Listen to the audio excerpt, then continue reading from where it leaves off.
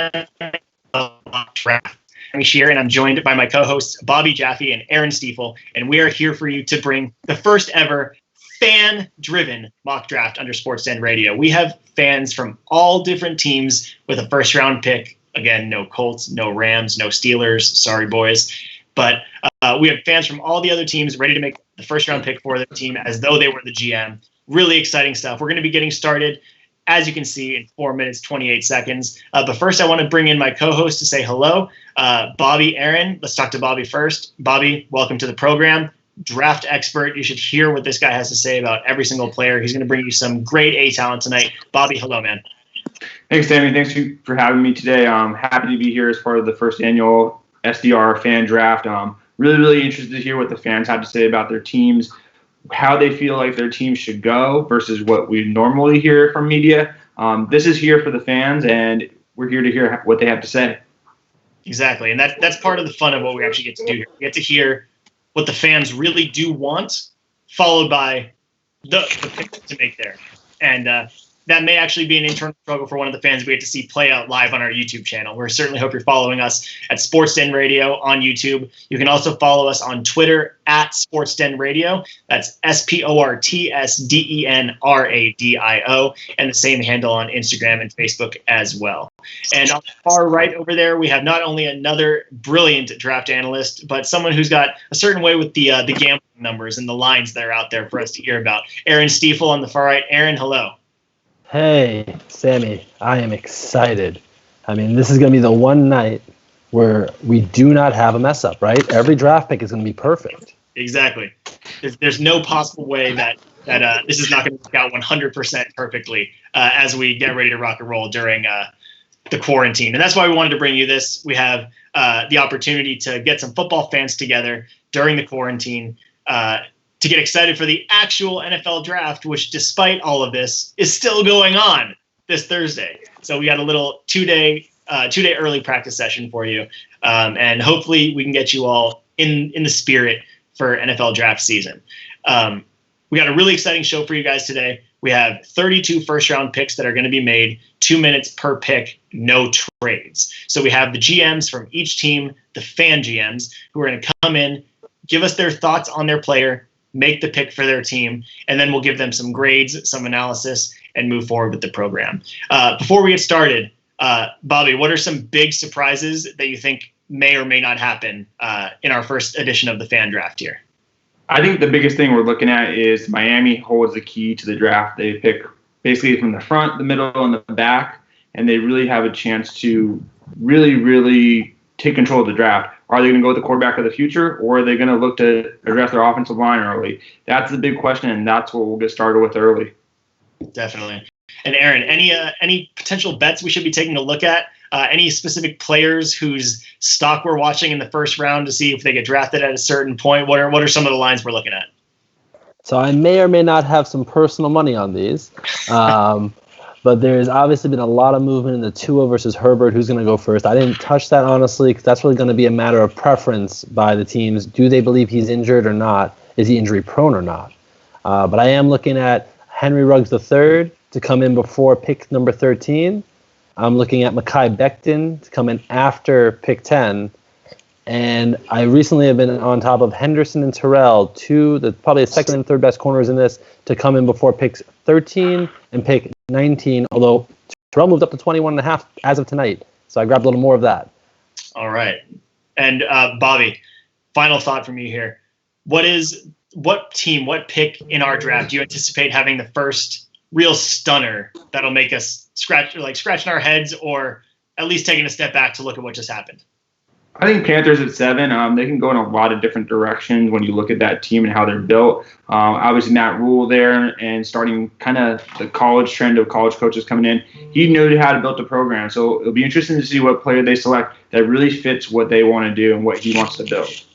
All right, well, 20 seconds until the Bengals are officially on the clock as though they haven't been for the entire offseason on the SDR Fan NFL Mock Draft, the 2020 edition. And without much further ado, we are going to bring in our first fan guest of the evening as we get ready to kick off this draft. 2 minutes on the clock. The draft is underway here, and we officially have Derek, Mr. DRoxx, joining us on the show. Derek, how's it going, brother? Yes, sir. Yes, sir. Doing pretty well. How about you guys? Yes, sir. Welcome to the program.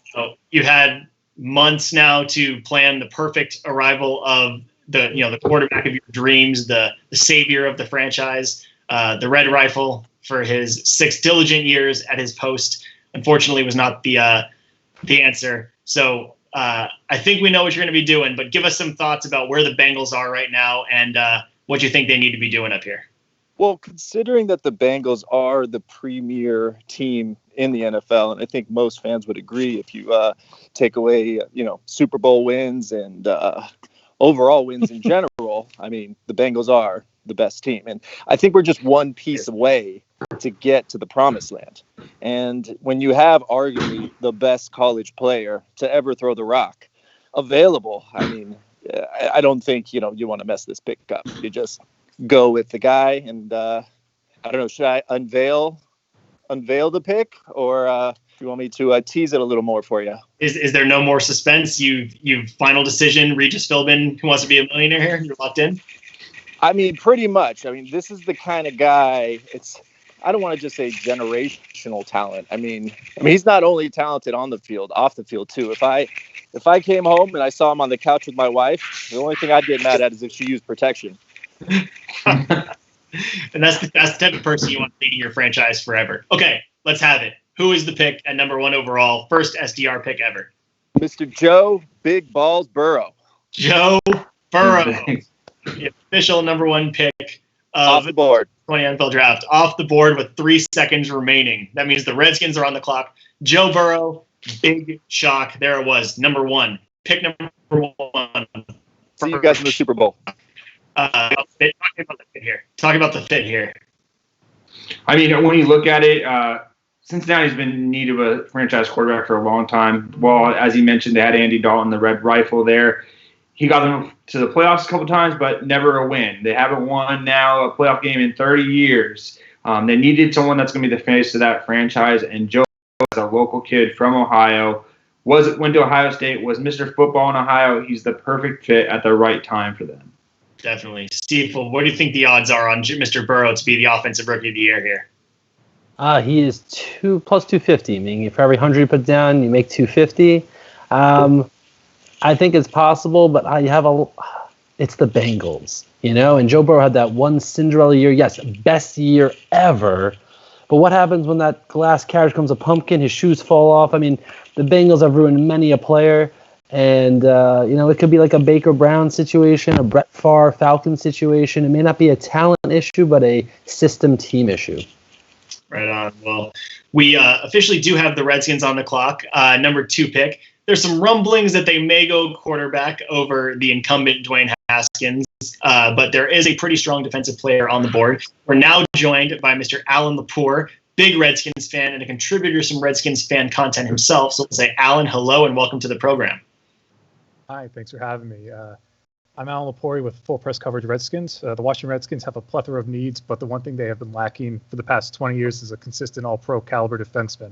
Already with their franchise quarterback on the roster and Dwayne Haskins, they need to add another franchise-defining piece.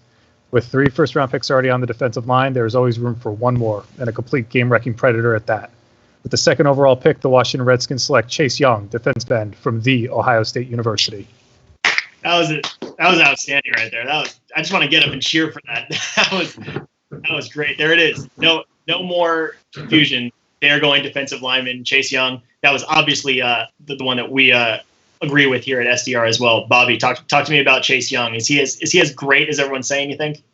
I believe so personally. When you look at his tape, he just fires off the edge. He controls the line of scrimmage. He takes on double and triple teams as he got later in the year. Some people had a knack of wanted to knock him for his stats last couple of games, but he was getting double and triple teamed.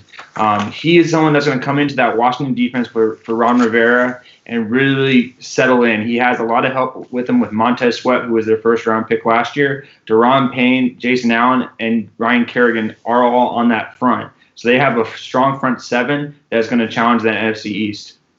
Stiefel, back-to-back part, Ohio State picks, if you consider Joe Burrow Ohio State. Odds it goes 3 in a row here, you think? Only one way to find out. Yeah.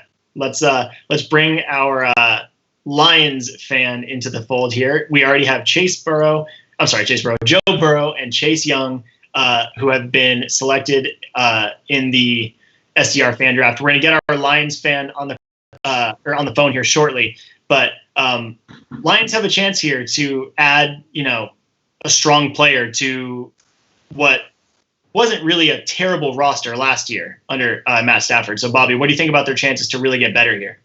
I mean, when you look at Matt Patricia and the way his team is set up, I mean, they had a great start to last year before Stafford got injured. So they're really, really looking for someone that's going to be an impact right away. They could go with just like the Redskins. Do you get your quarterback of the future here? Iffy versus adding a playmaker on the defensive side when you have Derek Brown, Justin Simmons, and Jeffrey Okudah on the board for you. It'd be hard to resist that. Well, there's no need to wait any longer, as we do have our Lions fan on the call here, Mr. Juan Cueto. Juan, thank you so much for joining us. Are we having our first technical difficulties of the day, or Is it on your end? There you are. You look great. There you are. Perfect. I do have you on mute, but that's okay. Feel free to join us. Give us your thoughts on the Lions pick and who you think it's going to be here. Sorry for the inevitable technical difficulties that are going to happen in this draft. It's good to get the first one out of the way relatively smoothly, so no problem there. True. I can't see the clock, but the Lions back in the top 10 at no surprise here. In the pass-happy NFL nowadays, we think we want someone who can lock down, star receivers, and we've been checking out this guy from Ohio State for the last year now. His size, his speed, his agility, we think can really make an impact right away. So without further ado, I can't see the clock, but I think I still have time. The Lions select Jeff Okudah from the Ohio State University. There it is, Okudah. There it is. Number 3 overall, back-to-back Ohio State, if you give Joe Burrow some Ohio State credit. Sure. So also not a surprise. Thank you, Mr. Cueto, for joining us on the program. Excellent analysis. Love the effort. Great stuff, and I'm glad we persevered on that technical issue. Yes, sorry about that. All good, friends. Thanks so much. Great to have fans. Stiefel, Okudah, here we are, back-to-back Ohio State. What does this do for the Lions in the NFC, or is it just a short play here? I mean, they just shipped out Slay. They're bringing in a new corner to replace them. They got Desmond Trufant now on the board to mix with Justin Coleman. I mean, it's a division with receivers, right? So I actually was reviewing their roster. I was surprised at how bad they are for the talent they have on this team. So I think their next pick somewhere in that second round is going to look at running back because Kerryon Johnson, very iffy. And Bobby, do you agree with that? Are they going to need some more offensive weapons for Matt Stafford there?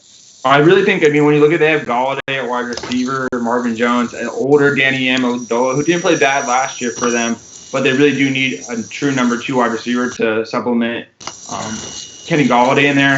You have TJ Hawkinson at tight end, who they drafted early last year, who should see some growth and development now that he'll be healthy as well.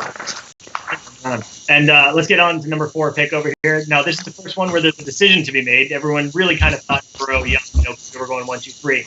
But let's bring in our Giants fan at number 4 to give us his thoughts on what the Big Blue is going to do, and then hear the pick.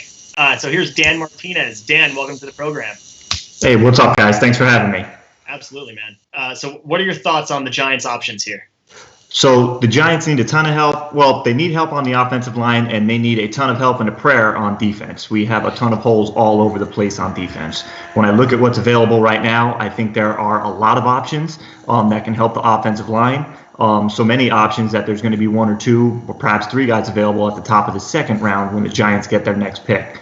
So with that in mind, the Giants should go for someone to help their defense. And there's one guy on the board here who's in this draft who is unique like no one else in this draft that will really open up the defense for the Giants because he can play anywhere and he can do everything. So he's going to be able to be on the field every single down and play a variety of positions. And with that, the Giants select Isaiah Simmons from Clemson with the number 4 overall pick. Thank you so much. Giants fan taking every second he had on that clock. No time left unused right there. Thanks, Dan, for joining us. Isaiah Simmons. Thanks, guys. Freak defensive play at the board. My pipe dream of having him land at number 12 with the Las Vegas Raiders has ended. Isaiah Simmons, talk to me about the fit here, Bobby. I mean, he said it all. I mean, this is a dynamic playmaker from Clemson that literally played all over the field. The biggest question you have really is where's his best position? You really need a defense coordinator who's going to be creative with him to get the most out of him. If you just line him up at weak side linebacker and just let him go, he won't meet his potential. He needs a coach that's really going to use him in a unique and diverse scheme, similar to Derwin James or even Troy Polamalu back in the day. So that's what you need to see from the Giants to really get everything out of Simmons. And early shot, Simmons versus Young, Steve. Who would you give the odds to for Defensive Rookie of the Year there? Young's at 3-1, Simmons at 9-1. Cuda in there as well. Cuda is, I want to say 5-1, but I would give it to Simmons there. I mean, you know the answer that he gave when they asked him what position do you play. Yeah, what did he say? Defense. Excellent. Love the confidence in the man. And like I said, that would have been a pipe dream over at number 12. It's not an opportunity for the Dolphins at number 5, but the Dolphins are on the clock with 3 first-round picks to be able to make that team a little better. We already know they've been throwing money in the offseason. We'll get to that in a moment here. But let's bring in our Dolphins fan of the evening, which is great because we're going to get to see this young man 3 times, Peter Jean-Francois. A little French for you guys there. Peter, welcome to the program. Thanks for having me. Can you guys hear me all right? Yep, hear you decked out in your clear. I'm in my Dolphins gear. I'm ready. All right, so talk to me about their options at 5 here, and then let's hear the pick. Yeah, so, I mean, everyone's been talking, quarterback. Tua's been thrown in there multiple times. But I think we're going to go in typical Miami Dolphins fashion. We're big on linemen. So I personally think Miami Dolphins are going to select Tristan Wirfs, Iowa, offensive tackle. Okay, there it is. So Tua drop has begun, everybody, here on the program. Thank you very much. Injury prone. Yeah, well, if possible, if this drop goes crazy, we may be able to see it down over there at pick 18. So we'll see what happens. Thanks for the pick, Peter. We'll see you 2 more times in this program. Wirfs off the board. Tua still on the board. Bobby, thoughts? I mean, like I said earlier, as terms of surprise, Miami controls this draft. This is the first big surprise. They have a chance at getting a quarterback of the future. It really depends what they think of Herbert almost as much as what they think of Tua. Obviously, Tua has the injury concerns, but what do they think of Justin Herbert? Obviously, because he will be gone before they get to 18. So it also, another factor is Jordan Love, and if you can get him later. But Tristan Wirfs, athletic lineman. I think he's surprised a lot of people at the combine with how athletic he was. He will protect the blind side on that left or right tackle side. It depends what quarterback they end up having. But I like this pick for them. Stiefel, we're witnessing the first part of the Tua fall here. Is Tua going to remain in our top 10 in the SDR fan mock draft? Your first chance to think on that. I think he's going to drop. Well, whoever's in at number 12 for my Las Vegas Raiders. But I just want to talk now. We know the Chargers have shipped off, so they are looking for thoughts from a Chargers fan who is joining our program for their 6th overall pick. Chase Young, Jeff Okudah, Isaiah Simmons, and Tristan Wirfs, the top 5. Let's hear some thoughts on the Chargers from Tyler Ostrovsky, Chargers fan. Tyler, welcome to the program. Hey guys, thanks for having me. What's going on, man? Of course. Give us your thoughts here on what you think the Chargers could do here, and then let's hear your pick. So ideally, with all the close games and 1-possession games, I think protecting the quarterback would be a big thing. So I'd ideally like to see them trade back and stockpile some picks and secure the offensive line for whoever comes in as quarterback. Maybe Cam, maybe someone else. Never know. But for the sake of this draft at number 6, if he's there, I'm taking Tua. Tagovailoa. The fall is over. The least dramatic all time. All good. Off the board. I feel for the guy to be off. I'm glad he got drafted top 6 in the SDR draft. Good for him. Tua off the board though. Tua to the West Coast, staying on the West Coast. What do we think here, Stiefel? I mean, oh, sorry. Go for it, Aaron. Yeah, I mean, it's a half a spot later than the bets thought he'd come in, but the scariest part about the Chargers is, like he was just saying, they don't have a great line. They don't protect quarterbacks well, and Tua is not one to shy away from contact. So I think this is really an unfortunate spot for him to land. I think it's going to be bad for both teams. Bobby, what about the weapons, though? I mean, he's getting put in a position where he's got a couple of great receivers, a good pass catcher. I mean, there's some talent there to really get after it with. What do you think? Yeah, I mean, he's going to a situation. I mean, while the O-line is not perfect at all, the weapons that he has around him, the coach that he has in front of him, and also with a professional quarterback in Tyrod Taylor that can kind of show him the ropes the first year. Well, I think we all agree that he should take a redshirt year and make sure that hip is fully healthy. He has the weapons. I think you'll see them attack that offensive tackle need. Either early in the second or even trading up into the late first. Obviously, we can do that today, but on Thursday night, where they'll try to get that left tackle. They pulled in Trey Turner from the Panthers early this year, so that if they can rebuild that, they have the weapons to succeed. And I'm word now that our Panthers fan will be unable to join us for this draft, and that is okay. This is only number 2 in the top 7, so don't worry. We're on pace for under 10 to get to 9. But we're going to actually go with a wild card here, and I'm going to have my co-host Aaron Stiefel on the far right over there make the pick for us. So Stiefel, you're on the clock. I know this is quite out there, but you're on the clock. Pick 7, Panthers. What are you going to do with 20 seconds on the clock here? What would you do in this position? Well, I mean, the Panthers are a team with a new quarterback. Their O-line could use some help. They don't have a tight end anymore with Greg Olsen leaving. They have basically 0 cornerbacks. So I would have loved to have seen them take someone who can wreck the quarterback and not make their corners cover for too long.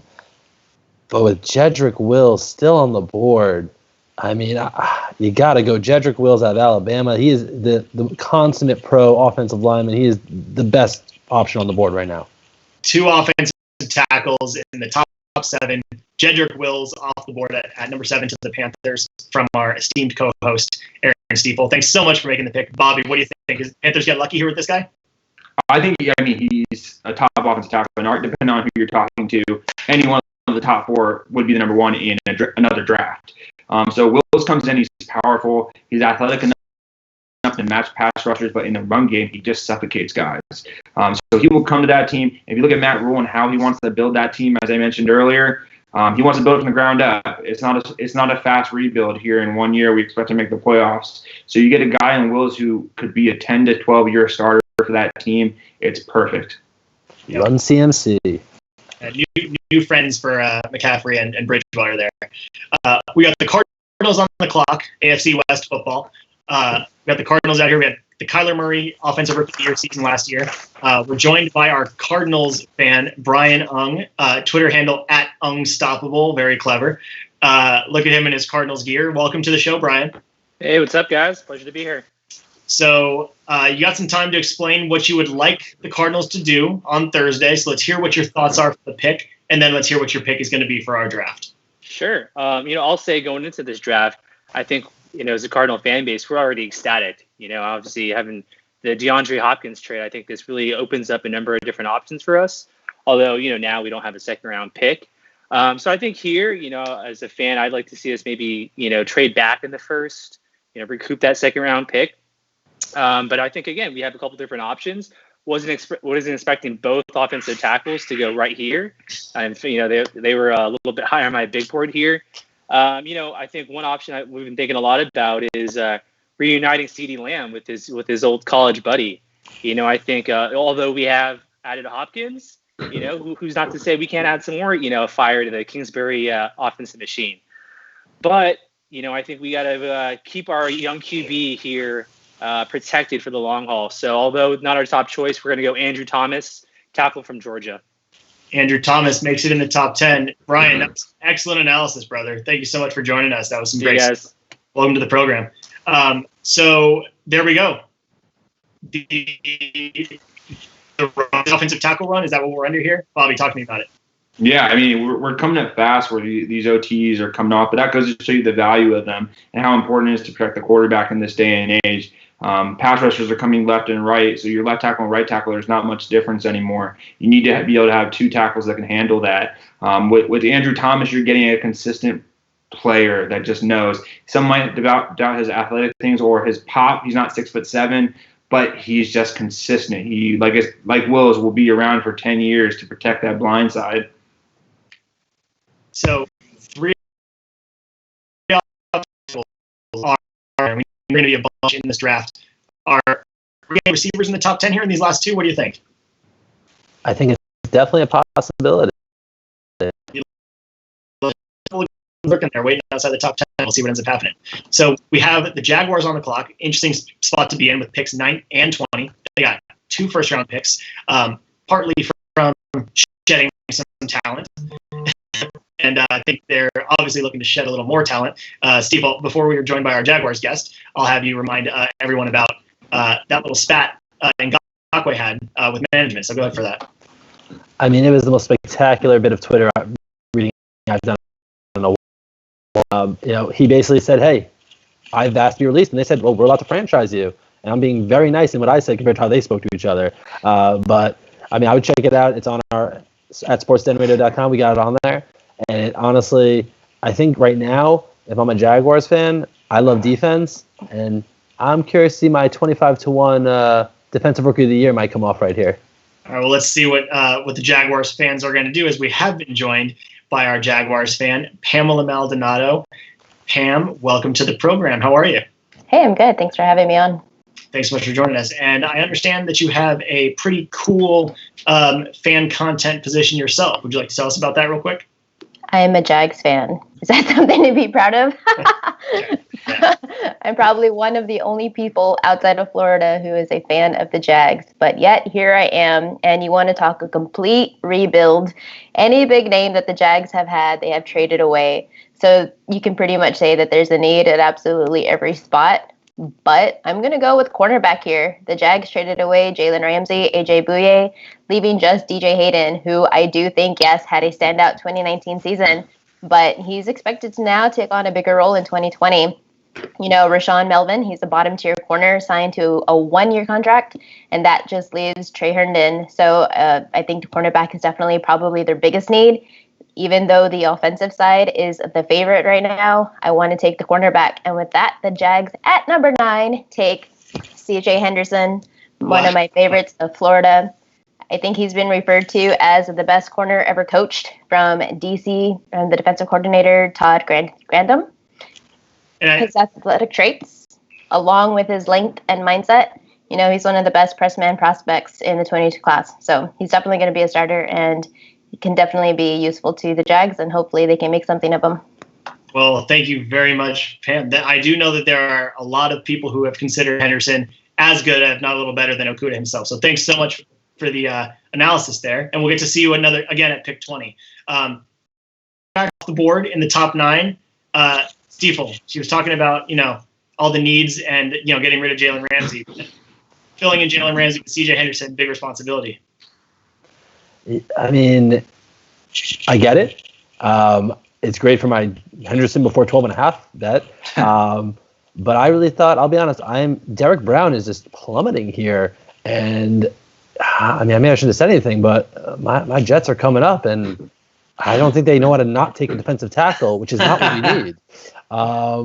So let's see what this does. He's my 25-1. I mean, hey, maybe he'll land. That's true. I mean, I get it. So, Bobby, we have the Browns on the clock here. They were a huge bit of fun to talk about last offseason with the Odell trade. Now, as recently as last week, they're talking about trading Odell for a second-round pick or not, as the team said. Are the Browns going to figure it out this year? Another year for Baker, another year in the offense. Can they help the team out here? Where are we at? I mean, you would hope they make that jump this year with the talent they have around them. Kitchens was just he had too many hands in the kitchen, so to speak. Did not know how to be a head coach. Great offensive coordinator, but did not know how to handle that team and that many personalities that were coming at him. So now with their new head coach, Stefanski, in there, I think they're going to focus on really, really the fundamentals and how to develop that team, be strong, be consistent. And I think that's what they lacked last year. They whooped the Ravens early in the year, and then they just fell off. So I think here, getting someone that's going to be consistent to help them.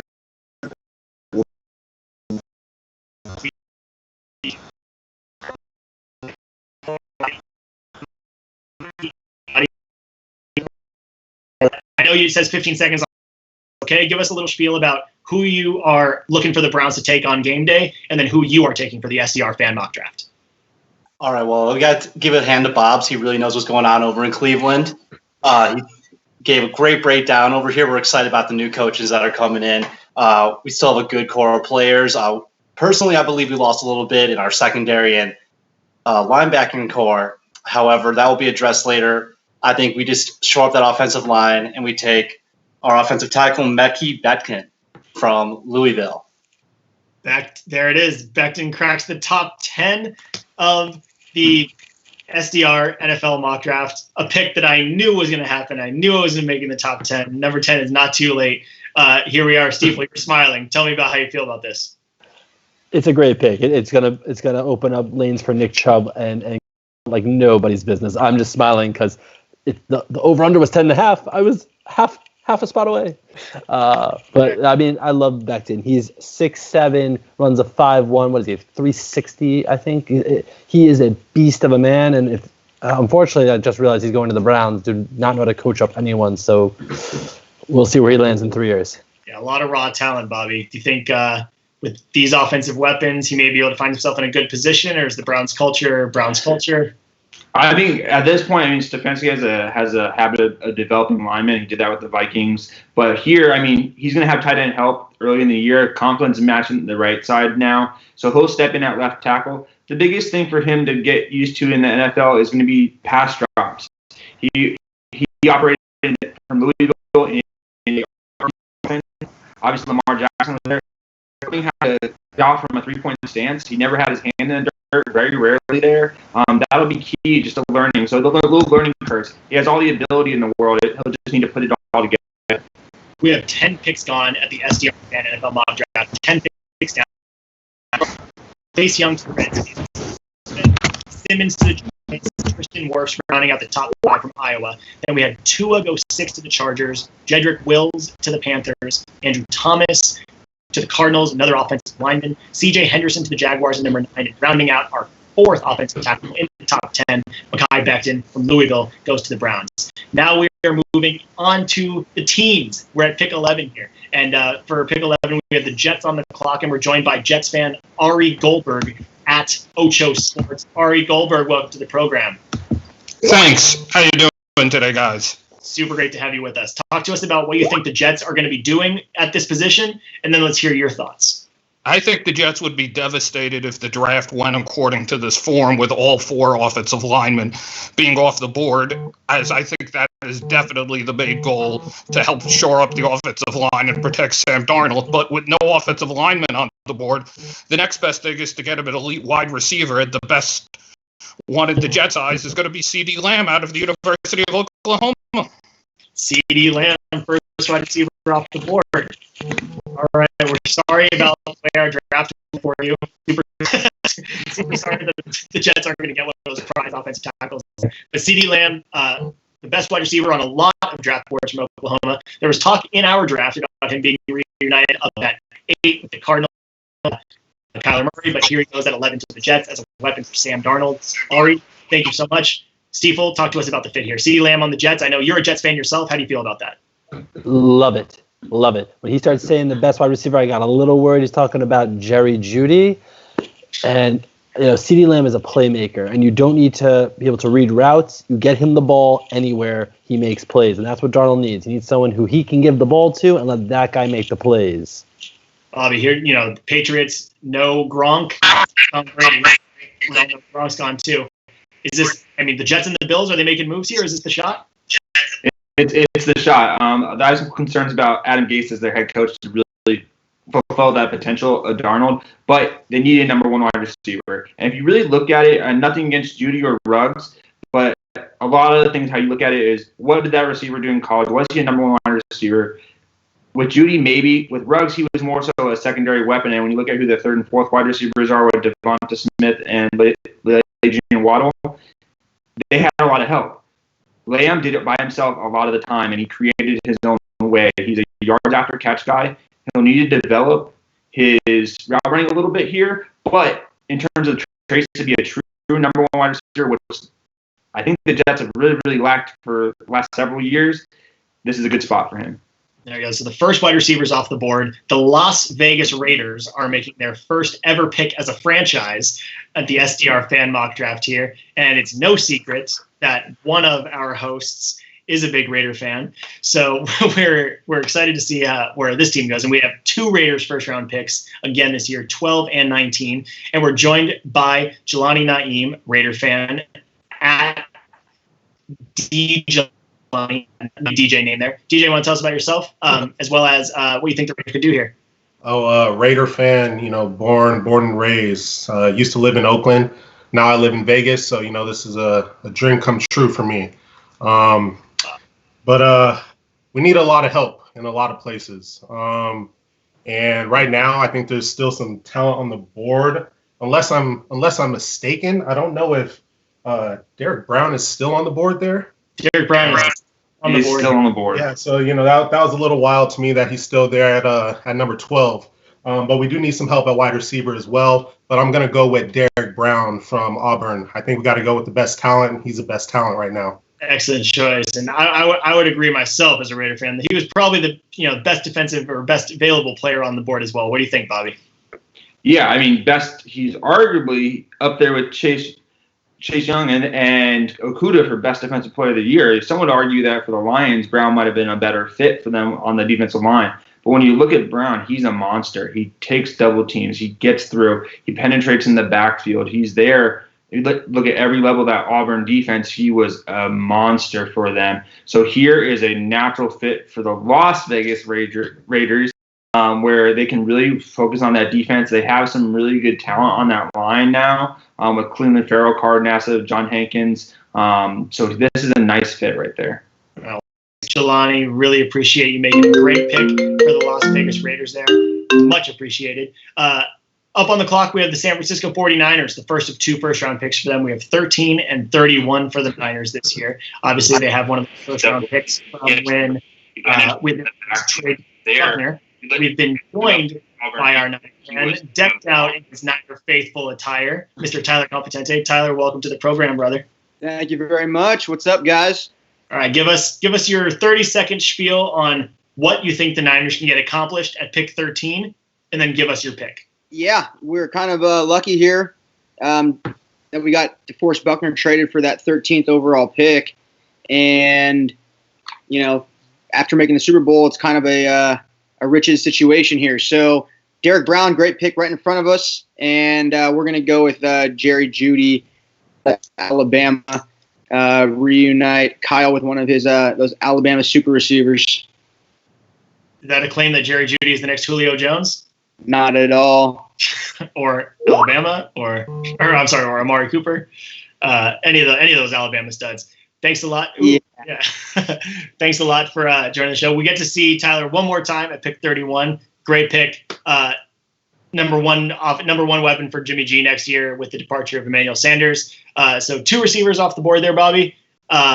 We already knew that there was going to be a run on receivers and offensive tackles, but 2 in the last 3 picks. What do you think here about that Jerry Jeudy fit? Obviously, natural fit. I mean, with San Francisco now picking up that extra pick, they could still look to trade down on Thursday, but if they stick and pick here at 13, a wide receiver just makes sense. While they had some power, they're a power rushing team, but that pass game was a little lacking here and there. Samuel there, they have a good number 1 that they're going to use in unique ways, but in terms of route running, no one in this class matches up with Jeudy. So he's a great fit for that Kyle Shanahan offense down in San Francisco. We just talked, and welcome back, Aaron. We talked about, a riches situation with the Niners just now. We're talking about a Buccaneers team right here who got Tom Brady, and then just hours ago, got Rob Gronkowski for a 4th-round pick and giving up a 7th as well. I don't know. It seems like a richer situation going on in Tampa Bay, but Tampa Bay is still allowed the number 14 overall pick in the SDR fan mock draft. And we've been joined by Bronson Leafa, our resident Tampa Bay Bucs fan. Bronson, how are you, man? Hey, doing good, guys. Can you hear me all right? Oh, we hear you just fine. Gotcha. Give us your thoughts on what the Bucs can get accomplished here at pick 14 now that everything's going on, really good over in Tampa Bay here. Right. So I'll give you my instant analysis first thinking about the Gronk trade. The first prospect I thought about that fit perfectly would be Clyde Edwards out of LSU. I mean, just thinking about a back who 1,000 yards rushing, 50 receptions in a season, the only running back in the SEC to accomplish that.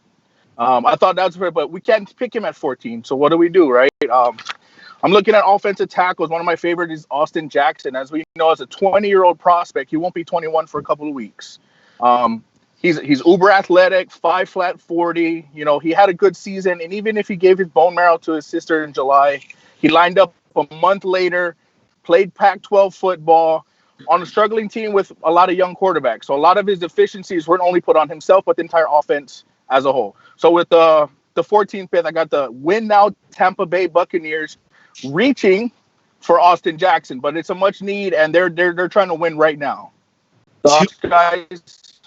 2 things I would agree with there, Bronson. Great pick there. We do have a win now Tampa Bay, and we do have our first. We'll see what the analysts say about the reach here, but we do know that they did need some help there. And with the offensive tackles gone, Austin Jackson from USC is the pick. Thank you very much, Bronson. We appreciate you joining the show. Reach or necessary? What do you think, Aaron? I mean, I had to go to the back of my sheet to find where he was at. Clearly a very talented offensive lineman. Something that they need to protect Brady. You got to keep him upright, even with his quick release. If he likes him, he's the GM. He feels that's the man. You got to go get him. Bobby, was there somewhere better that could have helped Tampa Bay more now than Austin right there? I mean, once you hit, and this is likely on Thursday, that once that offensive tackle run starts, as we saw 4 in the top 10, that's going to affect other teams. I wouldn't be surprised to see Tampa Bay try to trade up and get who their guy is there. Bronson brought up a good point. Brady needs a pass-catching running back. Maybe DeAndre Swift was a better value pick at 14 there, but you can argue that if they keep their second-round pick at 30 or later in the draft, they'll be able to get Clyde Edwards-Helaire in the second round. So, yes, it's a bit of a projection with Austin Jackson, but as you mentioned, all the athletic ability in the world, he's still so young and he's still learning and developing that it's a good fit. But timeline-wise, how's that going to work with Brady? That'll be my biggest concern. Yeah, it's a leap of faith to try to help Brady win a championship one time for Tampa Bay and win out. Thanks so much, Bronson. And we've now been joined by our Broncos fan, Jacob Gallen. Jake, welcome to the program, brother. Today we can put aside our differences about the Broncos and the Raiders, but welcome to the program. Thank you guys for having me. Yeah, for sure. Give us 30 seconds of what you think the Broncos could get accomplished here, and then what you'd like them to do for the SDR fan mock draft. Well, I think this situation is perfect for every Broncos fan. I mean, we're one of the top spending teams on defense in the league. And so we have a lot of strengths there. And Broncos fans and Broncos country is dying for another receiver across from Corliss. And now we have Noah Fant. Shermer comes over with his 3 receiver sets. We have 2 running backs now. And I think this is just the perfect fit that we need. And so we're going with Henry Ruggs III. Henry Ruggs III, the speed burner in Broncos country. Thanks very much, Jake. Appreciate you, brother. Thank you guys for having me. Absolutely. Great pick. I'm terrified of him being in the AFC West. But there's the 3rd receiver gone, top 15 pick. Bobby, what do you think about the fit of Ruggs with the exciting but unproven Drew Lock? Really good. I mean, great fit. I mean, once we had Derek Brown fall on a kind of wide receiver didn't go to Oakland there, San Francisco. Really what we really needed was to see San Francisco add another weapon opposite of Sutton, as he said. In that mile-high air, that ball is going to travel far off Drew Lock's arm, and there's going to be a guy that's going to be able to run it down, and that's Henry Ruggs III. Great fit there. As I mentioned, kind of he's profiles as a number 2 wide receiver, and that's a perfect fit opposite side. Right on. Well, we do have the Falcons on the clock. 1 minute, 22 seconds left for the Falcons. That is, I believe, we'll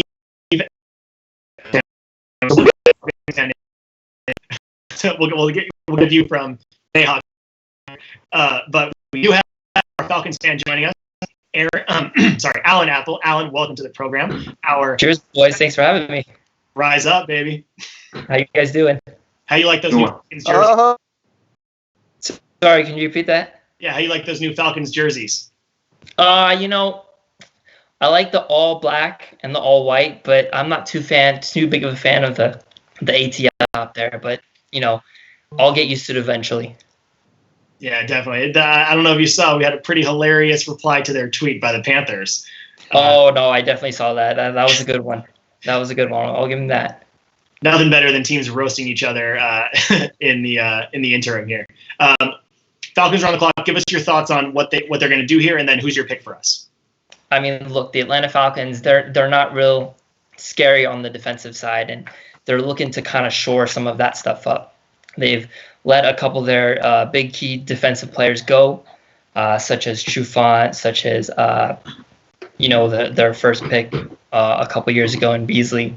So I think this year they're going to go with the South Carolina. I think that's going to give him a real good pass rush to complement Grady Jarrett, to complement Dante Fowler as well. So I think it's a good way to kind of get a good step to really making us a better defensive side. Pick is in Javon Kinlaw, raw defensive tackle. People think he could be great. Thank you very much, Alan, for joining the program. Rise up. Thank you. There we are. Kinlaw rounds the top half of our SDR fan NFL mock draft. Bobby, what do you think about the fit there? I mean, they do need help on the interior. Aside from Grady Jarrett, they really didn't have anybody inside. Obviously, they picked up Dante Fowler during this offseason. They had Packers McKinley still returning. But that team needs defense, as I say. I mean, you got Julio Jones, you got Calvin Ridley, you picked up Todd Gurley. Matt Ryan is still a very good quarterback, so they need to have that defense shored up. Obviously, the head coach situation has been in turmoil the last 3 years. But you're hoping to see him do some good stuff now. If they can improve that defense, it's a long way. But in that NFC South now, that is a tough division. We've got the Cowboys on the clock to begin the back half of the SDR fan NFL mock draft. We know they just gave a record contract to a wide receiver, to Amorati. 3 years, $100 million. What do you think the Cowboys could do well in this offseason, Aaron? In this offseason, I think it's really about the defense, right? I think it's really about making sure. What was that? Is that you said about this draft? Yeah, not the offseason, the draft. Yeah. Yeah, I mean, they can do a lot of things about it in the offseason, right? And sorry about that. After the Jets, I took a victory lap around the house, but coming back to here, it's really about their defensive side of the ball. I mean, when you've got Dak, Amari, Zeke, and the offensive line they have, you're going to be all right. So it's really about getting more on the defensive side, continuing to shore that up. They need those young contracts. They need those young rookie cheap contracts on the defensive side if they're going to keep that trio on the offense. We'll see if our Cowboys fan agrees with you. We've been joined by Elon Javenford. Elon, Cowboys fan. Welcome to the program, Professor Elon. How are you? Thank you for having me. So first, I wanna thank all of our hospital workers, first responders, direct care professionals who are out there during this time. I think it's really important to put that out there from us and the Cowboys. And I agree. I think the Cowboys should be spending that money and spending that pick on the defensive side. And therefore, if he's still on the clock, I believe we're going to take the safety, Xavier McKinney, and take that first safety off the board and shore up our defense, particularly losing Byron Jones and being able to pick up a cornerback later on in the next round. I think safety position is going to be key for us. Xavier McKinney off the board, the first safety off the board in the SDR Fan NFL Mock Draft. Thank you for the message, Professor Elon. We really appreciate you saying that. Good karma for the Cowboys right there, and definitely SDR Sports Den Radio 100% backs that message. But we have McKinney going to the back of that chart, back of that Cowboys defense. That's exactly what you said was going to happen there, Aaron. So feel vindicated there, or? It's interesting. I mean, they already have an Xavier's, two safeties named Xavier. It might get confusing, right? I mean, go by last names. Yeah. Bobby, what do you think about the fit over there? Cowboys get better? Yeah, Cowboys get better. I mean, you look at it, they're still strong up front. When you look at DeMarcus Lawrence, they picked up Dontari Poe and Jerome McCoy in free agency this year. They also just re-signed Alden Smith and who was it? They'll get potentially Randall Gregory back. So adding a safety back there of that quality, McKinley can really add that, and he can be someone they haven't had back there in a while. He'll man there back there with HaHa Clinton Dix as well.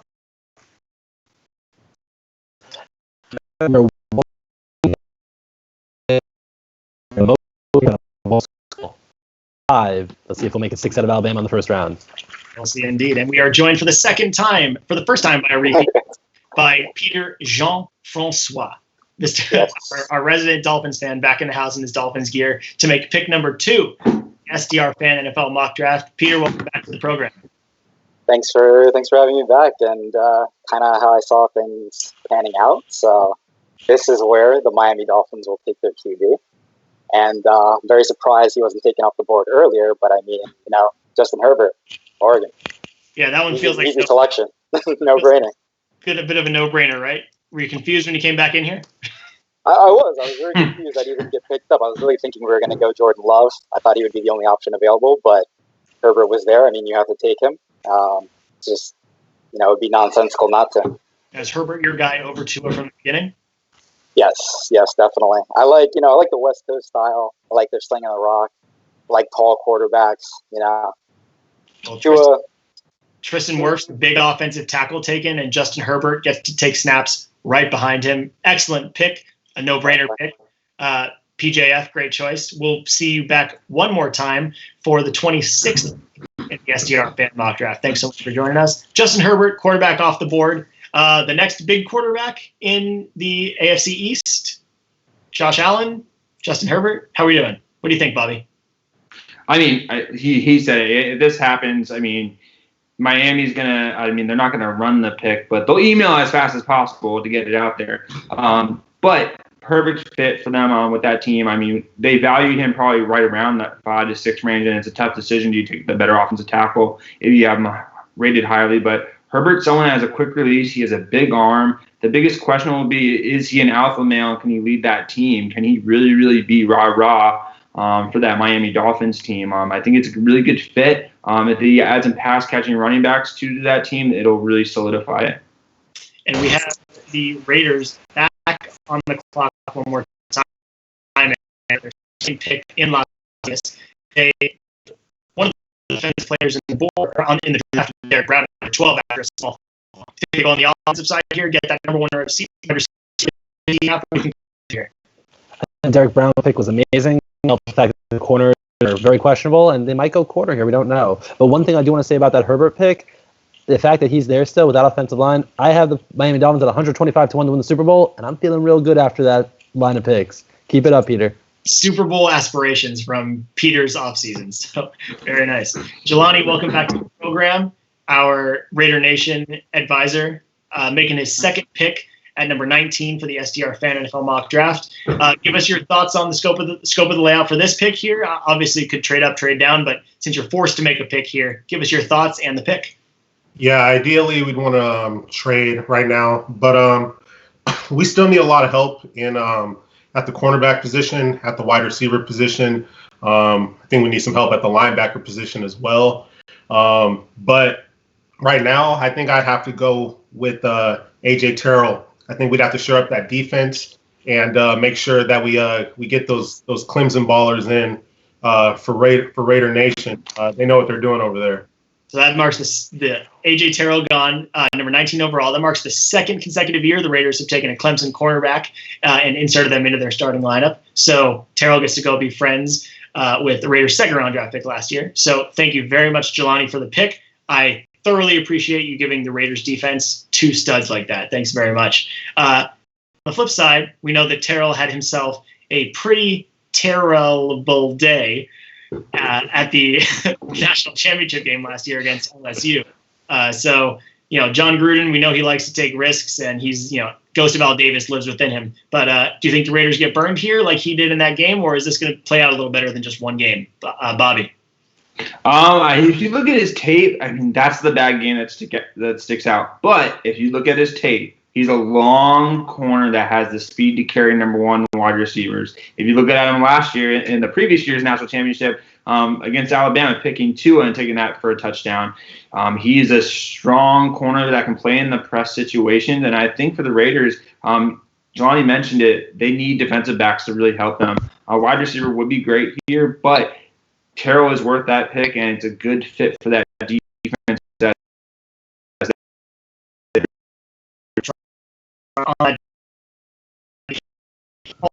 MVP and champion Patrick Mahomes in the division. But we're rejoined at this time for the second time by our Jaguars fan, Pam Maldonado. Pam, welcome back to the program. Thank you. One last time because I can't say it later. Duval.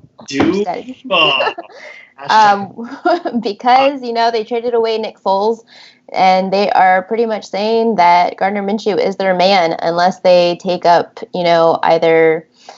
unless they pick up maybe Cam Newton in free agency, or even, we'll see what happens. I don't think that's going to happen, but let's give Gardner Minshew a shot. And with that, they're going to take offensive tackle Josh Jones from Houston. You got to protect the man, and so let's give him the best opportunity to do so by picking up an offensive lineman. Josh Jones from Houston, CJ Henderson from Florida, 2 anchors on different sides of the ball for the future. That means they're definitely giving Minshew the shot. Thank you very much, Pam, for the pick. 2 great picks on our program. 2 excellent choices. Thank you very, very much. I would have to say that the Jaguars have done pretty well in our draft, don't you think?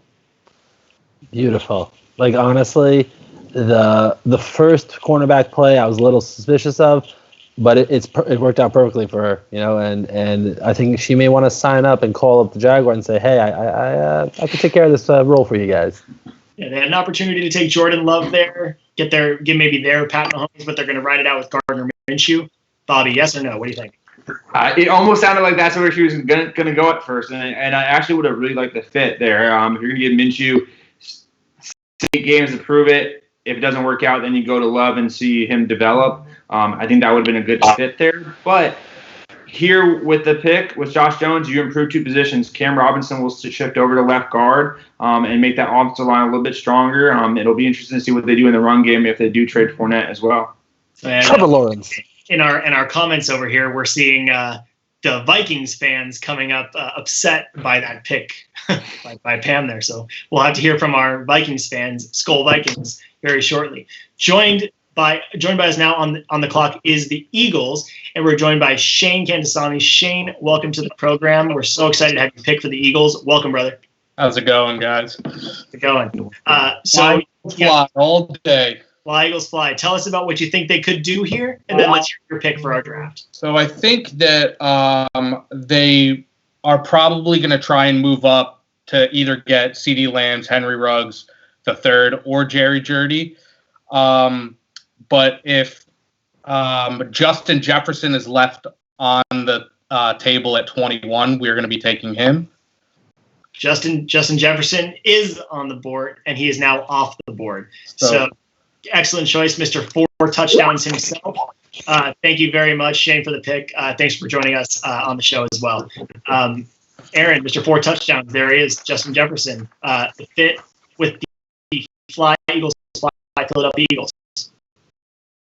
Yeah, he's a possession receiver that you're looking to have on your team.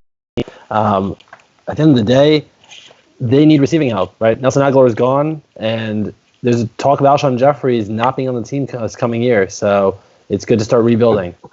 Yeah. What do you think, Bobby? Justin Jefferson, flashed a few times last year in that LSU offense. Is he truly this number 1 guy, or is he, a byproduct of the system a little bit with Joe Burrow? That's a fair thing to wonder with, and now we'll see that in the pros with Brady as offense coordinator in Carolina. But Burrow leaned on him. He had over 100 catches for that team. He came up in clutch situations. when Burrow was rolling away, he would always go to him. It's a good fit here. The biggest question I guess I would have in terms of fit goes is you have Deshaun Jackson who operates in the slot. You have you have Zach Ertz and Dallas Goedert who both operate in the slot. For the most part, that's where where Jefferson operates. So is there enough outside receiver help there? They have Arcega-Whiteside, who they drafted last year as well, who is hopefully will continue to develop. But right now, this fit is a little bit iffy for me, but I think it's good value right here at 22. And I'm sad to say at the same time, because I know how he's feeling, that we've been joined by a fairly upset Vikings fan who was reading some of the comments about a player that who may have been taken that he was interested in. So Jimmy Santiago, welcome to the program, Vikings fan.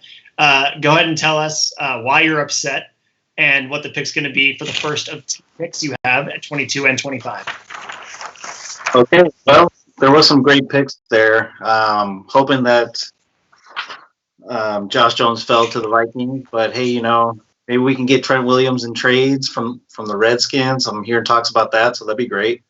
There's some other holes that the Vikings need. Obvious pick is Stephon Diggs. He's gone, so Vikings need a receiver. They also shipped a bunch of corners in the offseason, so we're gonna need some defensive help. But luckily, I haven't seen his name get called yet, but I'm going to go ahead and make the pick for the Vikings for Christian Fulton from LSU. Great pick. Christian Fulton has not been picked, and he has now been picked for the first of two picks by the Vikings. So Fulton off the board. We also know Fulton showed out in that same game, Skull Vikings. Thank you very much for joining us, Jimmy. We all know Fulton showed out in the same game that Terrell looked a little worse in. So Fulton, Terrell, Bobby, which team has the better player in the right system there? I mean, I actually like Fulton a lot better. His length up top and how he gets on top of receivers in the press. Specifically, he knows how to guard the slant, and that's kind of the gimme route for a lot of teams that play a little bit back. So he comes up and pressures you. He doesn't allow any easy catches. I think it's a really good fit here for Minnesota, as they really like those long, gangly cornerbacks to fight off or wide receivers when they're going up the ball. And Aaron, we've got the Patriots on the clock, and we're going to be joined very shortly by Jeff Ball, our Patriots fan. But we have the Patriots on the clock, and it looks like for the first time in a long time, they have a very important decision to make for the franchise here. So what are your initial thoughts on what you think the Pats may do, Aaron? I feel like it's a throw-up, right? You could be looking at linebacker, you could be looking at guards and centers. I'm not really sure what's going to happen. I know you want to go QB, right? That's what you're trying to get at. Who's our QB of the future? What are we doing? And I think they like Stidham. There's talk about the FIU Morgan quarterback later on down in the Brady lands of the draft. So I think in this first round, I think they're going to stay away from quarterback. They're going to shore up something else, and they're trusting Belichick, trusting the hoodie. We have to wait no longer because we've been joined by a truly great individual, Jeff Ball, Patriots fan, Kobe supporter. So welcome to the program, Jeff, Boston sports fan. It's no secret, as I said, big decision for the Patriots here. You are the Belichick. What are you doing here? Yeah, no, thanks for having me, guys. Definitely a lot to look at this offseason offensively and defensively. Obviously, losing Brady, losing Gronk. I mean, is Edelman going to follow him to Tampa Bay? Who knows if they can get a fourth or fifth round pick for that. But they need help everywhere. They lost basically their entire linebacking core this offseason. So I didn't hear his name called, but with the 23rd pick, the Patriots select Clavon Chason from I forget what school he was at, but yes, LSU. But yeah, LSU. So thanks for having me, guys, and hopefully that can shore up their defense. That was number 1 in the league last year. Thanks a lot, brother. We do know that Belichick was able to make some magic happen with the defensive line. So thanks a lot, Jeff. Great work. Chason from LSU, another edge defender off the board. Bobby, talk to me a little bit about the fit here. Patriots had some big needs. Defensive line, was that the move there? I think so. I mean, he mentioned their linebacking core and their defense as a whole, which was great last year. The front seven got a little bit chewed up in free agency, which is kind of normal for the Patriots. They turn over their roster pretty frequently, but this Chase Young will step right into that Kyle Van Noy role right away. A little bit of an undersized edge player, will play stand up a lot. Some little bit concerns on the production doing it for over the course of his career at LSU, but this year he was unstoppable, and his first step is unbelievable, and really he attacks offensive tackles that are weak links. He'll line up against both the left tackle and right tackle and really rush the passer in very different ways. We've got the Saints on the clock here, and this is an opportunity where now for the first time they've got to start thinking about, Tom Brady on top of all the other things they've had to think about in the division. So are the Saints going to do themselves a favor and try to protect, against what Brady could do in that offense, or what do you think, Aaron? I think we have found our love destination, right? Put him in, let him sit, let him learn. I mean, what do you really need to improve on the Saints? It's the frickin' Saints, right? Like they just need to have a flag go this way or that way, and they're in the Super Bowl. So I'm thinking that this is the spot where they don't really want Taysom Hill playing that backup quarterback. They don't want him as their only other quarterback. They're going to go Love here and see if they can turn him into the star of the future. Well, we will see if our Saints fan agrees with you. Welcome, Tisha, to the program. How are you? I'm doing well. How are you? Good. Welcome, and thank you for coming to represent Who Dat Nation. Absolutely. Thank you very much. What do you think the Saints are going to do here, and what is your pick for the SDR fan mock draft? I don't really know. I feel like the Saints could kind of do anything. They're filling more spots. They've had a pretty solid team for the last couple of years. Just bad luck, I guess, in the past few years of the playoffs, if you could call it that. So I think that they're just trying to fill in gaps and make sure that the future is kind of ready. Like you were saying, except I don't think it's going to be a quarterback. I think it's going to be filling in somewhere on defense because of contracts running out and because some players are older for the league, so they're in their early 30s or something like that. So I went with what I kept seeing everywhere, which was a linebacker, and going with Kenneth Murray from Oklahoma. I think he'll be a good pick. Demario Davis really runs that defense so well, and I think that he could pick up on a lot of things and learn a lot and become hopefully a mainstay, kind of like Cam Jordan has been over the last 5-6 years. So that would be my pick. And we know Davis is a consummate professional, so Kenneth Murray has a great one to learn from. Tisha, thank you very much. Excellent pick. Very good choice, Kenneth Murray. Instant plug-and-play middle linebacker. Thanks so much for joining the show and making that pick. There were talks of Murray being the best linebacker in this draft. So, Bobby, all the way down over at 24 for the Saints there. They win that position there? That was a pretty good pick, I think.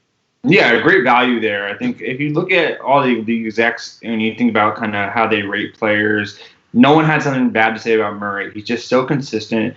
He's fast. He's athletic. He can run with tight ends and running backs. He can blitz. He's a all-purpose linebacker in that he can do a lot of different things for you. But mainly he's sideline to sideline, and that's what he's going to be asked to do for the Saints. A little bit surprised you can go with the local boy in Patrick Queen from LSU, but I like the fit of Murray here for that defense learning on Demario Davis, as you said. And continuing to talk about how they did in the championship game, we know Queen showed out in that game. So Queen Murray was a choice. But the Vikings are now on the clock with their second pick. We know they took Christian Fulton before to shore up that defense. Is it possible they fill that wide receiver spot? Stiefel, before we get the pick from the Vikings here, who do you think is the best receiver still on the board here for us? Is it Ayuk? Is it Mims? Rieger? Who do you think? I think if they want a game changer, and they took him before, Cordero Patterson's better hands, Laviska Shenault is still out there. I think this would be a great fit. I'm curious to see what our GM has in store for us. Yeah, Shenault to Colorado. We know he's a bit injured, but we'll see if he ends up making the first round still. Jimmy, welcome back to the program. Vikings, Skull. Yes, sir. Skull. Welcome. You're on the board for the second time in about 5 minutes, so welcome back to our program. You're rapidly becoming a VIP. What do you think they're going to end up doing here? And give us your pick. I heard some of the receivers being named, but I didn't hear any. Where's he at? T. Higgins? T. Higgins. I did not name T. Higgins. Okay, yeah. I know that a few other teams have been eyeing him as well, so I think I'm going to go ahead and make the pick for the Vikings and steal Higgins away. T. Higgins, he heard the rumors and he had to jump over all over it. Yes, sir. You got him. Could have taken him at 22, waited until 25. T. Higgins, wide receiver from Clemson, off the board. Jimmy, 2 great picks, both in Higgins. Thank you so much for joining the program. We'll get you back to do Vikings things some other time for sure. Thank you, guys. Thanks, man. Appreciate it. So T. Higgins off the board. Big target last year. The fit with the Vikings, how do you feel about it, Bobby? I think they needed someone to play on the outside. They signed Tajay Sharp from the Titans this year, but Thielen's out there, and Thielen will be asked to play more outside a little bit more, but he is their go-to slot receiver. So they needed an outside receiver, so it's a really good fit in that regard. My biggest questions with Higgins will be about separation. Obviously, they were aforementioned. They drafted Laquan Treadwell a couple years ago, and that did not turn out well. Same issues, struggling to separate. That's going to be my biggest issue with Higgins. Can he show that on the level that he's not just a jump ball receiver, that he's actually a guy that can actually separate against fast defensive backs? And to that point, though, before we move on, I think they were missing that jump ball receiver in the end zone. So I love this T. Higgins pick, that when they get down there, especially if Dalvin Cook is injured, you're looking at Kyle Rudolph, looking at Irv Smith, and now you're looking at T. Higgins. It's a lot of guys to cover that can just go up and win 50-50 balls. You don't like the Kyle Rudolph jump ball? Playoffs. Yeah, it's like a 3-inch vertical, right? Yeah. So we are so thrilled here at SDR to be joined for the 3rd time by Peter Jean-Francois, PJF, our subtle MVP of the draft so far. Just had so many unbelievable picks. Took Wirfs early, and then Justin Herbert fell in the draft as well, back to the 2nd pick. So he's already had a dream draft and still gets another first rounder. Peter, what do you think the Dolphins may do here to just make the perfect first round for you here?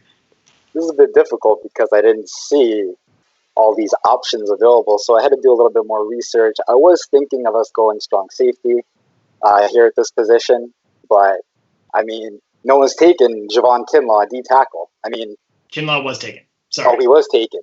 First time on record, so you have to do a shot. I did not see Kinlaw taken.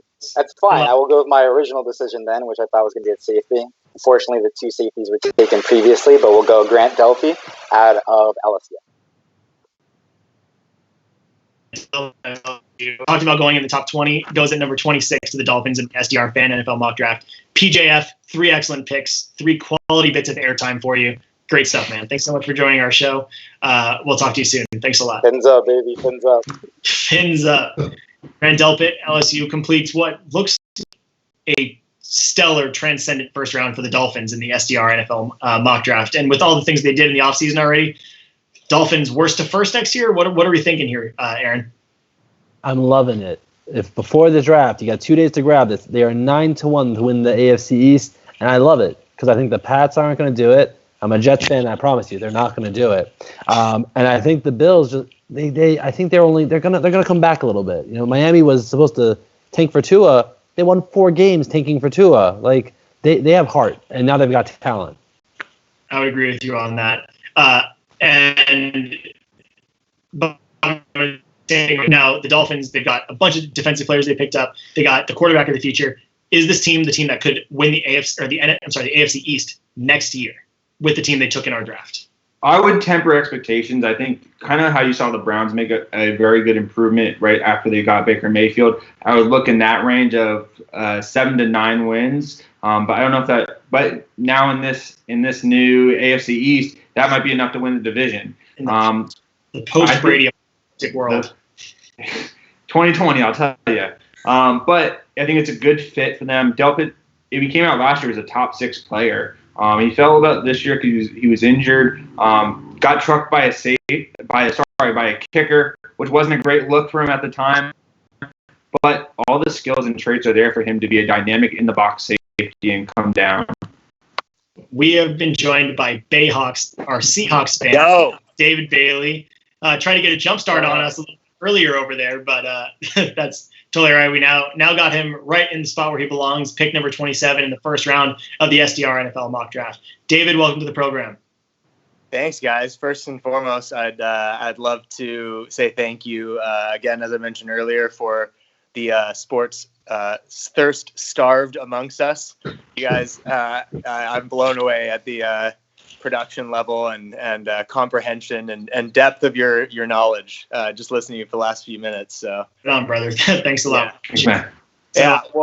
Well, to talk about the Seahawks, I think there's no ignoring the fact that we were at the bottom of the barrel in terms of pressuring and sacking quarterbacks last year. Obviously, our number one off-season story is inability to sign the fairly overpriced Jadeveon Clowney, who really only came through in a few games there at the end of the season for us, albeit in a big way in the playoffs there.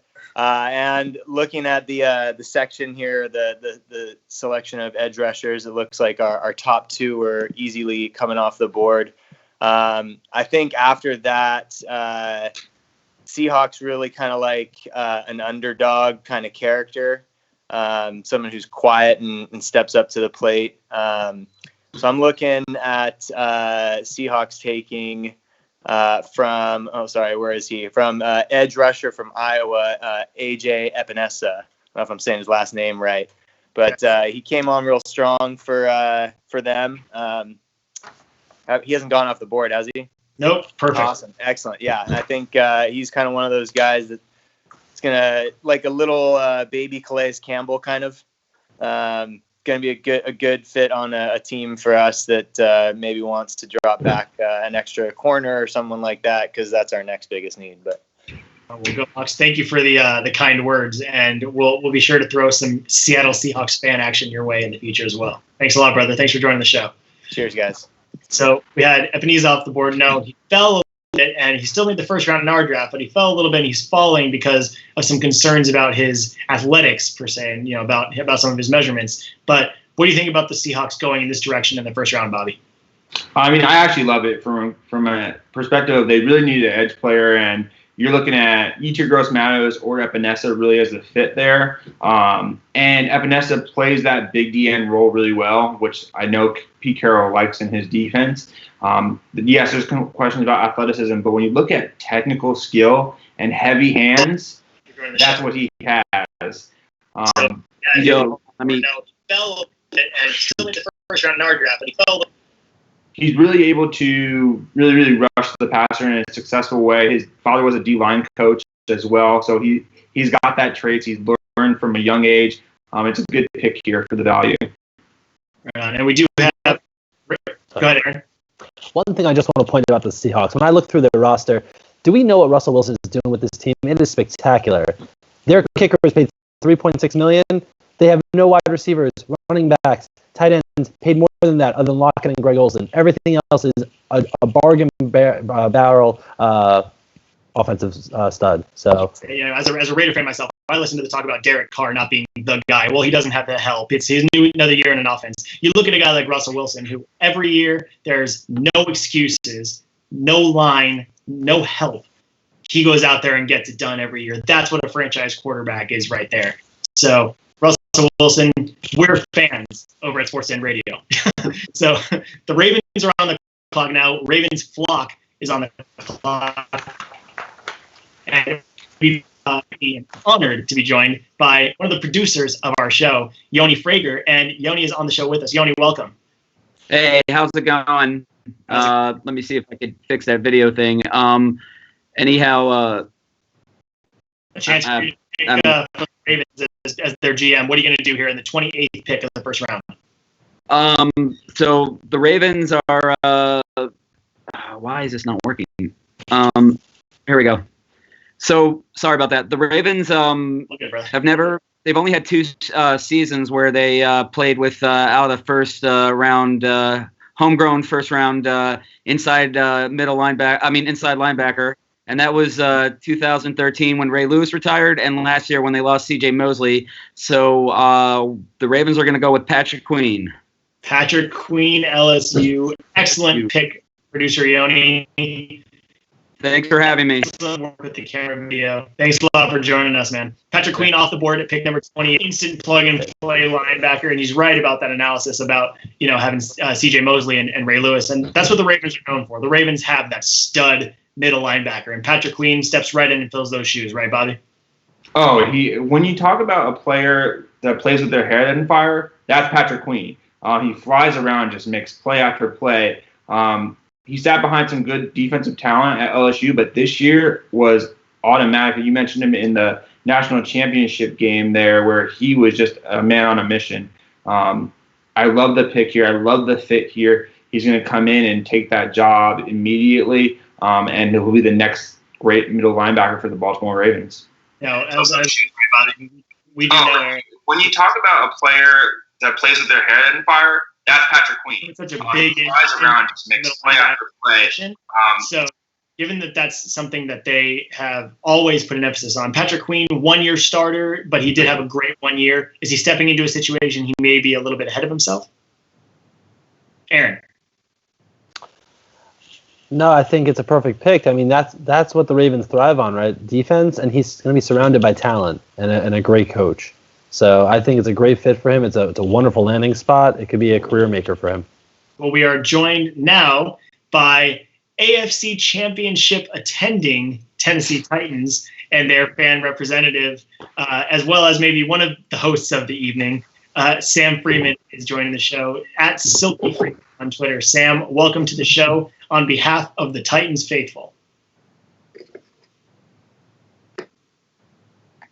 I think he may have been muted, so let's get Sam unmuted to give some analysis and make that. Okay, cool. We ready now? We're ready, brother. Give us your thoughts here. Okay, yeah, so great season. Went to the AFC Championship. Lost a few things this offseason, but still, kept a lot of our core. Brought Ryan Tannehill back. We finally have a quarterback. Derrick Henry, of course. But offensive tackle, wide receiver, defensive lineman, and cornerback, I think are some areas that they could address. But with the thought of Jadeveon Clowney still being a chance, slight possibility, I have to go with a cornerback here, Jeff Gladney, TCU. We're losing Logan Ryan, probably. Malcolm Butler, his contract is running up, so we need somebody out there with Adoree Jackson to run around with all these guys from the Chiefs because we want that Super Bowl next year. Yeah, Mr. Logan Ryan. We were well. Off the board, cornerback at TCU. A little bit later than we had him on our SDR big board here. So you think that they got a little lucky there, Bobby, at the Titans? You're as a Titans fan yourself. Yeah, I think if Gladney's on the board here at 29, Tennessee will get that sent in as quick as possible. You're looking at a player who was a 4-year starter there for TCU, was impactful, was a number one corner, and he's probably the best press corner in the draft. He's not afraid to get into the mug of a wide receiver. Denzel Mims said he was the best player he played up against in his whole career. He's fiery, and he knows how to really, really stick. He's a fast guy that can stick with the Kansas City speed that they struggled with in the AFC Championship game. So it'll be really, really interesting to see. But as you mentioned, Gladney will play in the nickel role for this year, and then as Malcolm Butler's contract expires, he'll move to an outside role. And we do have some pretty fun Vikings-Packers banter going on in our team comments over here. Pretty fun stuff. And with the Packers now on the board, we know the Packers have been thinking about that second receiver to really give Aaron Rodgers no more excuses. And we got CeeDee Lamb, Jerry Jeudy, Henry Ruggs, Justin Jefferson, and T. Higgins all gone. The Vikings still have the ability to take a 6th first-round pick receiver and have them be a plug-and-play starter. So with that, we have our Packers fan, not Vikings, I'm so sorry. No, just all Packers. And Itamar Labuz on the show. Going on. Welcome to the program. Go Pack, go. Go Pack. I hear the Vikings fans complaining still. It's all right. Been always doing it for like 2 years. But no, it's been 10 years since we hoisted the Lombardi Trophy, which is also named after a Packer great. We need to give Rodgers some weapons, We have Adams. We just got Funchess. It was a good pickup. Now we got Lazard emerging. St. Brown should be good. but it really looks like we have a number 1 and then a handful of number 3s and 4s. So I think we need to get a number 2, and I really like Denzel Mims, BYU. I think he's going to be good. BYU, is that the pick? Are we locked in? Yeah, that's the pick. Or not BYU. Sorry about that. Denzel Mims, Baylor. Denzel, yeah, absolutely, yeah, got me too. Sorry about that. Denzel Mims. But yeah, he had over 1,000 yards. He can get separation. That's what Rodgers needs. And the main thing we need to do is give Rodgers some weapons. Yeah, 6th wide receiver taken in the SDR NFL fan mock draft. Idamar, excellent pick. Congratulations on the extra help for Aaron Rodgers there. Denzel Mims, Baylor, not BYU. 6th wide receiver taken. What do you think, Steve? Good fit there for Mr. Aaron Rodgers? I'm trying to think of the last physical, athletically gifted wide receiver he really had there. I actually thought this would be a great spot for Ayuk. He kind of reminds me of Greg Jennings a lot in the way that he could be used there. But I think Mims, he could be a monster with Rodgers if they get on the same page. Definitely, I would agree with that myself. And we love to see the receiver run here at SDR. With the Niners coming back up, we know that they were able to get Jerry Judy in the first round, so they have their number 1 receiver. What else do you think they could go here at their 2nd pick of the first round? A couple of different ways they could go. I mean, corner's a huge need. Safety, that secondary, adding to it. Beyond Tart and Richard Sherman, they don't have a ton there. And then also, do they add someone on the interior defense?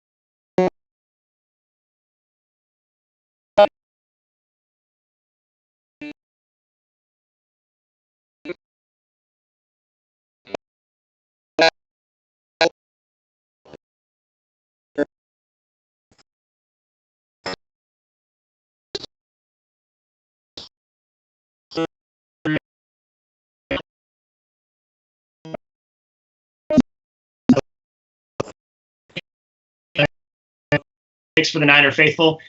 Be right back there next year, brother.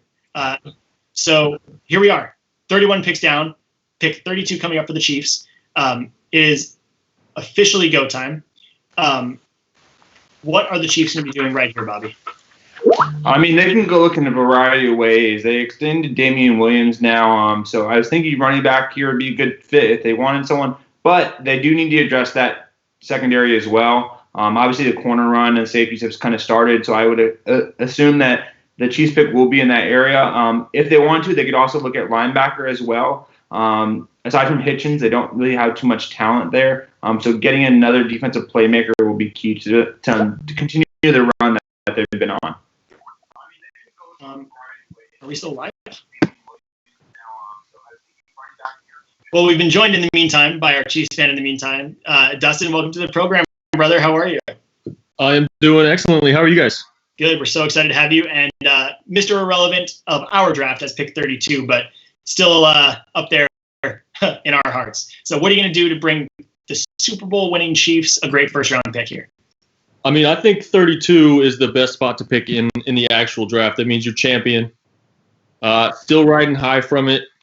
We have the savior, the baby goat, Patrick Mahomes.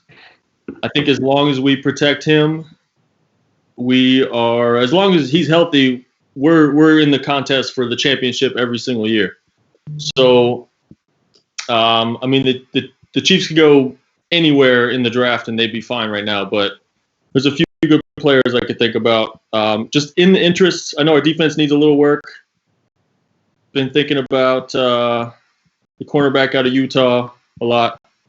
And love Lloyd Cushenberry's name. I hope the Chiefs get him in the second round. But I'm going to have to go with the best athlete right now and just take Yetur Gross-Matos. From Penn State. off the board, edge rusher, more hell for the Raiders trying to move their ball in their offense. Thanks a lot, Dustin. Excellent pick. Now, we knew my GM there was going to have a little bit of, dropping problems with some of his athleticism there as well, but, finds himself in a Super Bowl culture. So thanks a lot, Dustin. Bobby, what do you think about the pick? Actually, the value here, I thought the Seahawks might grab Gross Matos, but here he gets to a place where he's not having to play every snap. But the interesting thing about Gross Matos is that he can shift inside a lot. So that third down defense sitting next to Chris Jones, opposite Frank Clark, he'll have a lot of one-on-one opportunities to really, really take advantage of single one-on-one reps at the quarterback. I think it's a great fit for here. The Chiefs don't have a ton of needs, so going best player available, I think, fits them. And Aaron, what do you think about the fit here? I mean, now is this a riches get richer, riches keep going to the rich situation? You know what? There's so much offensive talent still on the board, and their defense, it's a good fit of what they need. My head's still spinning with the picks that they could have made because there's just so much there for the second round. I wish we were still going, for another 32. Well, we have 32 picks in. The SDR fan NFL mock draft has completed. The first round has finished. Let's get some of. We're gonna run. Yeah. All right, Jack. All right. We're gonna run through we're gonna run through these picks and give a couple of our favorites. Couple that may be questionable, no offense, fans, and then some final thoughts for here. So, Joe Burrow, Chase Young, Jeff Okudah, Isaiah Simmons, Tristan Wirfs, Tua at number 6 to the Chargers, Wills, Andrew Thomas with back-to-back tackles at 7 and 8, C.J. Henderson, cornerback to the Jags at number 9, and Mekhi Becton rounding out our top 10 offensive tackle to the Browns. Coming in at number 11, we had CeeDee Lamb from Oklahoma. Number 12, Derek Brown stopped the drop for the top defensive tackle in his position on the draft, still available at 12. Then we had Jerry Jeudy go to the Niners at 13. Austin Jackson from USC. Henry Ruggs, the third, number 15 overall to the Broncos. Javon Kinlaw to the Falcons, the raw defensive tackle. Safety Xavier McKinney to the Cowboys. Justin Herbert, pick number 2 to the Miami Dolphins. Excellent draft for the Dolphins in our draft. A.J. Terrell from Clemson to the Raiders with their second pick at 12 and number 19. Josh Jones with the Jaguars' second pick at number 20. Offensive lineman from Houston. Justin Jefferson from LSU at number 21 to the Eagles. Christian Fulton, 22. Clavon Chasen from LSU to the Patriots, the edge player. Kenneth Murray at number 24. T. Higgins, 25. Grant Delpit, A.J. Epineza. Patrick Queen from the Ravens. Titans. Jeff Gladney. Gladney. I'm sorry, the corner out of TCU. Denzel Mims from Baylor for the Packers. Jalen Johnson, pick number 31 to the San Francisco 49ers. And Yetur Gross-Matos, number 32 to the Super Bowl champion Kansas City Chiefs. So, now that that's out of the way, boys, how do we feel about that first round? Give me your top 3 picks and placement for value based in that draft. We'll start with you, Aaron. Oh, well, if you're doing top 3, Derek Brown landing on your Raiders is just criminal. I mean, it just solved so much of your defensive issues. I love it for my defensive player rookie of the year bet. That is my number 1, I have to say. What's another great one you got there? One more good one. If I'm going down, the truth is Henry Ruggs III. He started about 2 months ago being 50-1 to be the first wide receiver off the board. More recently, he's about 5-1. Obviously, he didn't come off first with us, but there is a shot there. I mean, the man caught, I think, 96 balls over his career. 26 of them, I believe, were touchdowns. Like, he is a superstar playmaker. Drew Lock, sneaky fantasy quarterback. Well, we do still know that John Gruden is looking for his own Tyreek Hill. So on draft day, if at 12 the Raiders have their pick of the litter, who's to say that Ruggs wouldn't be that first wide receiver taken? Bobby, what was your favorite pick in the draft? And then give us the first pick of the draft that you may have kind of shake your head a little bit. Looking here, I think my favorite pick really, honestly, because it takes some cojones, is Tristan Wirfs to the Dolphins. He's a great fit for that team, and it takes a lot to know if you're going to build things the right way, you take the best player available. if their board strongest says that, hey, Tua's medicals aren't going to come back good, we don't want to add that to our team at this point.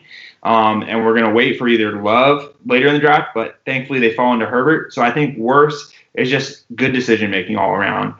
Questionable pick, and more so, I don't question more the intent of it, but obviously we kind of talked about it. The offensive tackle from USC might be a little early there, understanding what they're doing. They need offensive tackle. It's a big-time need. I wouldn't anticipate them trading up to get one of those top 4 guys into the top 10 on Thursday, because if you look at how they're building, they're adding Gronk, they have Brady, they have 2 amazing weapons on the outside at wide receiver. That's the missing piece, I think, is that all-pro left or all-pro tackle opposite Donovan Smith to really help protect Brady. So I would say that's the one that slight head scratcher. I think even if they don't go there, it's probably you're looking at Josh Jones or Ezra Cleveland going in there as well. So I think the offensive tackle class is just so deep that while it's a little bit of a reach, it makes sense.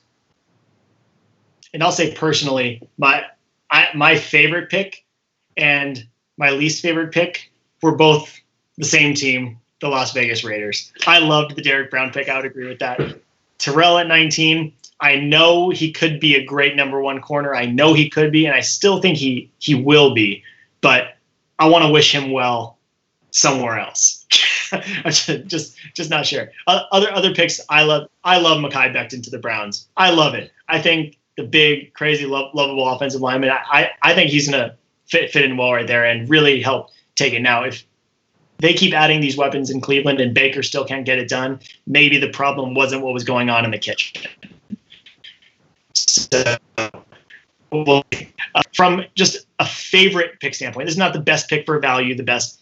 Where do you like the player on the team that they ended up with in our mock draft? And I'll start with you on this one, Bobby. I would say, looking at the list, I really, really, really like Josh Jones to the Jaguars. I think it's not necessarily a needy pick that they have there, but like I said, they're improving two positions at once, moving Robinson to left guard and sliding Jones over to left tackle. Like I said, sometimes you have to think how we're building the team, and if we're going best player available, yeah, wide receiver would be great there, but there's bodies in the room already. So I think right there, you got your cornerback to replace Bouye and or Jalen Ramsey earlier in the draft. This is the smart pick here. Yeah, that's a crazy situation to be in for the Jaguars from where they were. And when you do the same exact question, which pick just looks great with that team of the 32 in the SDR fan mock draft? So, Bobby, I'm asking for a little help here, and I'll give you a few seconds to think about it. Who did Justin Herbert throw to at Oregon? Not a lot of guys, a lot of running backs, a lot of checkdowns. And that's the thing, but we know they're talking about his big arm. They're talking about all this talent, and they're worried about being too reserved. So my concern was he was going to go to a team that doesn't have a defensive stalwart, and the Dolphins have a bunch of them. So he's got a bunch of defensive guys who are going to be the outspoken leaders on that team, and he's going to get to be that cerebral quarterback with Devontae Parker, and they have a bunch of receivers there. And honestly, it's a great fit. This is the sort of pick that makes him go from being a garbage throwaway pick to me. I'm thinking about 1983. You had like 7 Hall of Famers picked in the first round there, and I'm thinking this is what makes Herbert a real NFL player for the next decade. It's undeniable the Miami Dolphins have done very well in the SDR fan NFL mock draft. My personal MVP, I will give it to Mr. Peter Jean-Francois. Absolutely cleaned up for the Miami Dolphins. Just coming away with Wirfs and Herbert, and then being able to make one more pick for the Dolphins and take Delpit. I think he took Delpit for his third choice there. He got better at all 3 levels. It's just a great round. We were so excited to be able to bring you this program. We've been working really hard on it. Obviously, we had a couple of minor technical difficulties, but we were super excited to be able to bring you this program, and we worked really hard on it. And we wanted to be able to give sports fans, football fans, a little bit of the juice ahead of the NFL draft on Thursday. We know these times have been tough for everyone. It's been no easier for all of us trying to put some great content together from the respect of our own places as we're trying to keep our own sanity. But having the opportunity to bring you this content brought us a lot of joy, and we hope for an hour and 40 minutes that it brought you a lot of joy as well. So we really appreciate everything, and we also want to echo the sentiments from our Cowboys fan, Elon Javenford, who said, thank you so very much to all of the people who are healthcare workers, healthcare professionals, doctors, nurses, PAs, physicians, assistants, and all the people working the front lines at the grocery stores and the pharmacies, everybody who still has an essential position. Thank you very much from Sports Den Radio, and we hope you're going to get a chance to see the show that we put on for you today. Thanks very much, everybody. Have a great rest of your week, and we will see you on Thursday for the actual NFL draft in 2020. Thanks very much, guys. Have a great week.